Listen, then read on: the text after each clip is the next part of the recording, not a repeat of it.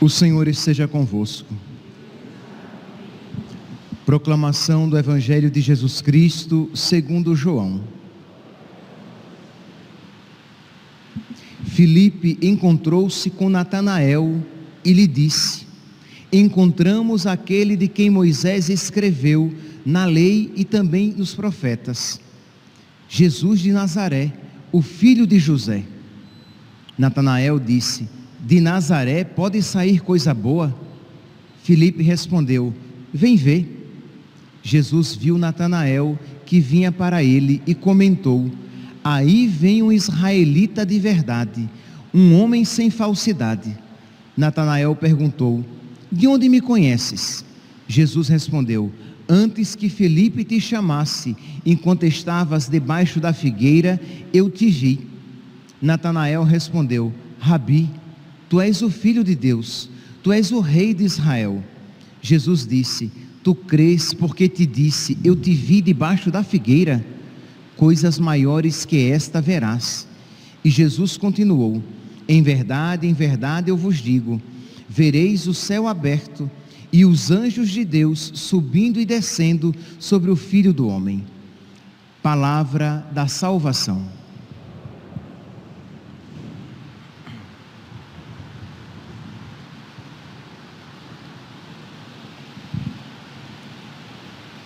Caríssimos irmãos e irmãs, estamos celebrando a festa de São Bartolomeu, também chamado na Sagrada Escritura de Natanael. Então, são a mesma pessoa. E diz a tradição que muito provavelmente São Bartolomeu, São Natanael, morreu na Pérsia, tendo a sua pele esfolada por causa de Cristo. Para testemunhar o nome de Cristo, ele perdeu a própria pele. Então, meus irmãos, sempre bom nós pontuarmos esta realidade, que muitos, por causa de Cristo, perderam tudo. São Paulo mesmo diz, perdi tudo por causa de Cristo.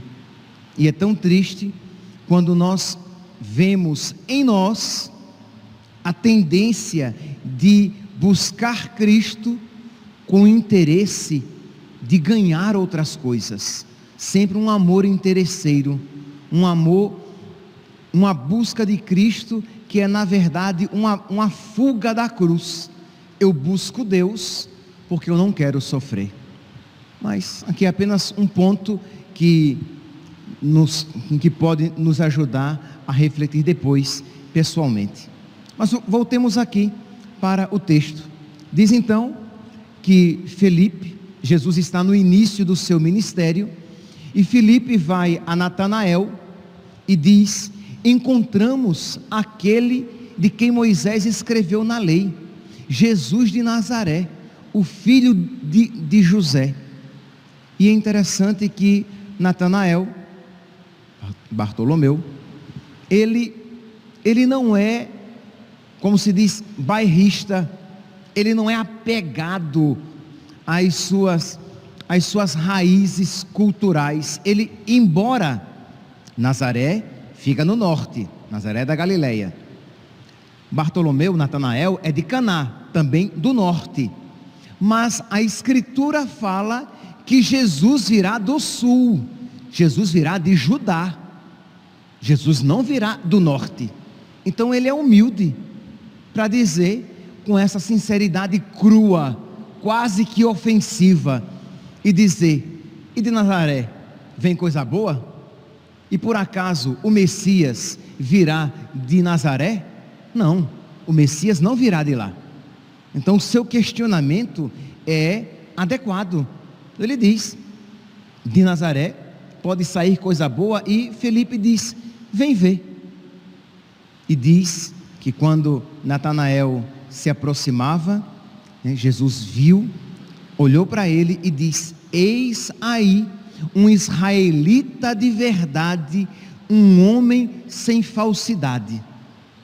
Interessante, é um elogio diametralmente oposto à crítica que Jesus faz aos fariseus: dúbios, duplos de coração, hipócritas. Jesus diz: não, eis aí um israelita de verdade, um homem sem falsidade. Seria tão bonito, né, meus santos, se nosso Senhor também pudesse olhar para nós e dizer: eis aí um católico de verdade, eis aí uma católica de verdade, uma mulher sem falsidade, um homem sem duplicidade.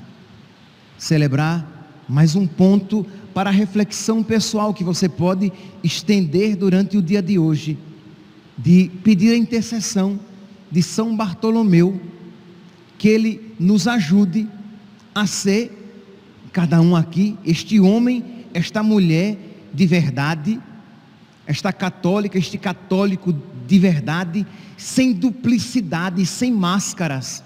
Isto é, às vezes, com as pessoas nós somos um, com outras pessoas nós somos outros.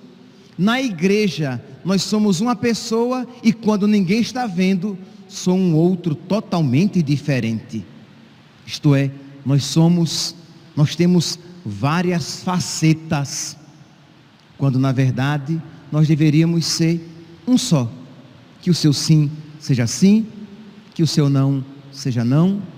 O que passa disso vem do maligno, e arrancar do nosso coração esta falsidade.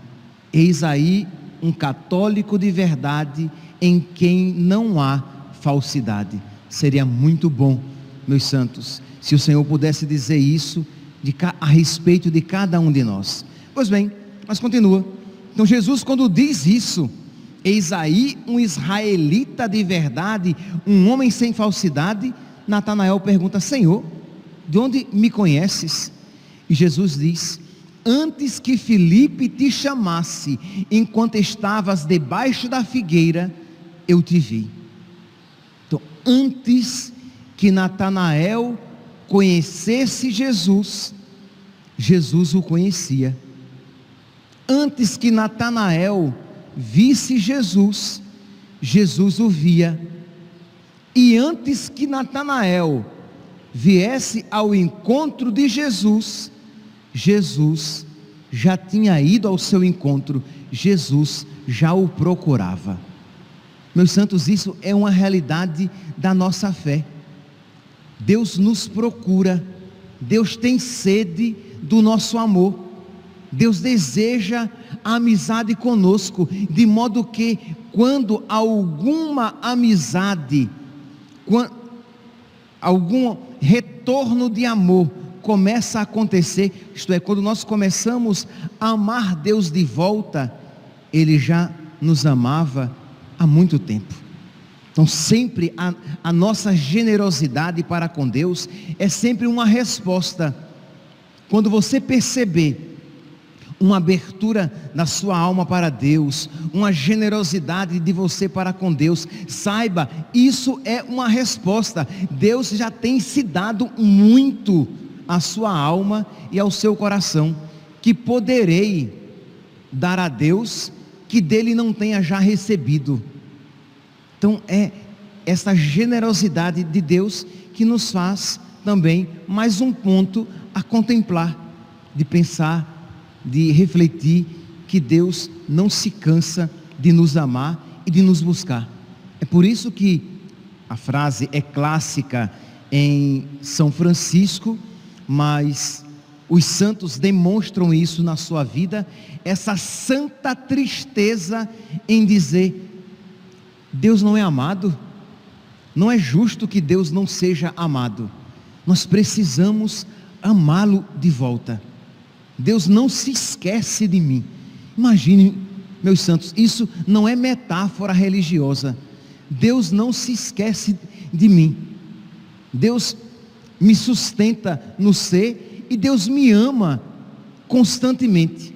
E livre-nos, Deus, que nos percamos, mas se nos perdermos, perder-nos-emos, não obstante o amor de Deus.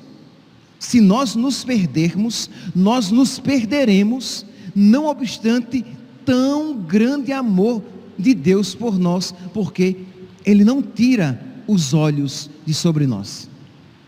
Ele não se esquece de nós. O guarda de Israel não dorme nem cochila, diz a palavra de Deus. Então, entenda, os olhos de Deus estão voltados para nós, e aí o inimigo diz: então Deus está ali, olhando para mim, e sempre vendo as coisas erradas que eu faço. Meu santo, os olhos de Deus estão sobre mim, sempre tentando me levar para o bom caminho e converter este meu duro coração. Os olhos de Deus estão sobre mim, tentando sempre desviar-me dos caminhos errados que às vezes eu insisto em trilhar. Os olhos de Deus estão sobre mim, sempre querendo aproveitar uma mínima abertura da minha alma e do meu coração para entrar na minha vida e transformar o meu viver. Então, não pensemos no sentido negativo, acusador, não, mas no sentido de que a Sagrada Escritura nos ensina que Deus generosamente está sempre com os olhos voltados sobre nós. Lá no livro do Êxodo, quando o povo de Deus estava sofrendo na escravidão do Egito, Deus diz por meio de Moisés: eu vi o sofrimento do meu povo e ouvi os seus gritos. Quer dizer, mesmo quando nós não sentimos que Deus nos ouve, Deus nos ouve. Nenhuma prece é erguida a Deus e se perde no meio do caminho. Mesmo quando nós não nos sentimos guardados, não nos sentimos observados, Deus nos observa, Deus nos guarda, Deus vela o nosso caminho. E isso independe dos nossos sentimentos. Isso é fé. Deus é amor, e Ele não sabe fazer outra coisa que não seja amar. Pois bem, então Jesus já conhecia Natanael, e Natanael nem sequer ainda havia ouvido falar de Jesus. Mas quando Jesus diz que o viu debaixo da figueira, ele diz que ele se espanta, né? Jesus respondeu: antes que Filipe te chamasse, enquanto estavas debaixo da figueira, eu te vi. Natanael respondeu: Rabi, tu és o Filho de Deus, tu és o Rei de Israel. E Jesus disse: tu dizes isso porque eu te disse, eu te vi debaixo da figueira. Nós não sabemos o que é que Natanael ali estava fazendo, mas muito provavelmente, meus santos, foi uma confirmação de uma oração, de algo na intimidade com Deus. Sabe quando você está rezando, quando você dirige o seu coração a Deus e algo acontece que parece que é exatamente uma resposta às suas preces? Acho que alguns aqui, se não todos, já devem ter experimentado isso. Nós não sabemos, mas nos é lícito imaginar, porque quando Jesus diz que o viu debaixo da figueira, não foi um espanto qualquer, mas foi uma profissão de fé. Ele diz então: Rabi, tu és o Filho de Deus, tu és o Rei de Israel. E Jesus diz: tu crês, porque eu te disse, eu te vi debaixo da figueira, coisas maiores verás. Em verdade, eu vos digo, vereis o céu aberto, e os anjos de Deus subindo e descendo sobre o Filho do Homem. Jesus aqui, ele faz menção àquela visão de Jacó, a escada de Jacó e os anjos de Deus subindo e descendo. Jesus diz: vereis o céu aberto e os anjos subindo e descendo. Jesus é aquela escada de Jacó. É interessante como a igreja sempre leu e interpretou esse texto. Isto é, aquela escada de Jacó, lá naquela visão do Antigo Testamento, era uma figura de Jesus do Filho de Deus encarnado, que é a verdadeira escada de Jacó. Isto é, Deus que se faz homem, a humanidade divinizada de Jesus, é esta escada que liga a terra ao céu. Por meio desta escada, por meio da humanidade de Jesus, por meio do Deus que se fez homem, nós temos acesso ao céu. Aqui, meus santos, está a singularidade da religião cristã. Aqui está a singularidade de Cristo. Você pode olhar outras religiões, e outras religiões podem ter coisas interessantes, mas as outras religiões não têm a escada de Jacó. As outras religiões não têm a divina humanidade de Jesus, que é a escada entre a terra e o céu. As outras religiões são uma busca do homem de Deus, isto é, uma busca que o homem faz de Deus. Mas o cristianismo é a busca que Deus faz do homem. Deus veio à terra para nos salvar e deixou esta escada, que é Jesus, que nos dá acesso ao céu. É por isso que a Sagrada Escritura vai dizer que não há um outro nome no qual possamos encontrar salvação. Porque se a salvação é unir-se, é a nossa união com Deus, esta união com Deus, o acesso a Deus nos é dado por esta escada, porque Deus se fez homem para que o homem possa chegar a Deus. Então aqui, meus santos, está essa singularidade que às vezes pode ser interpretada como prepotência dos cristãos, de quererem dizer que só existe salvação em Cristo. Uma prepotência dos cristãos que não reconhecem as outras religiões como caminhos salvíficos também, como caminhos talvez imperfeitos. Não, o cristão católico, ele não reconhece as outras religiões nem como caminhos imperfeitos.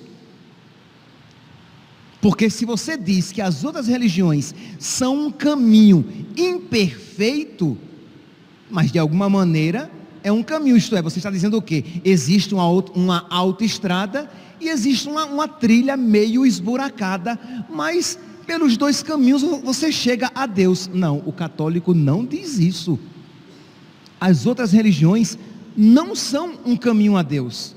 Por quê? Porque as outras religiões não têm esta escada, que é a humanidade divina de Cristo, o Deus que se fez homem. E repito, isso eu digo não por megalomania, por uma megalomania prepotente, de quem quer simplesmente ter a salvação somente para si, mas porque nós cristãos reconhecemos que só existe salvação em Jesus Cristo, e de que como Deus se desceu do céu e se fez homem, os homens então, por meio dele, podem chegar ao céu.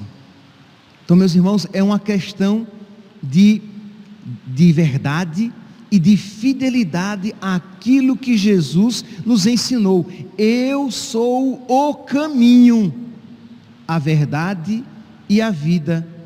Ninguém vai ao Pai senão por mim. Isto é, dizer algo diferente é negar a palavra de nosso Senhor. Eu sou o caminho, quem comigo não recolhe, espalha, porque ninguém vai ao Pai senão por mim. Peçamos, meus santos, peçamos a Deus, neste texto que nos dá tantas possibilidades de reflexão.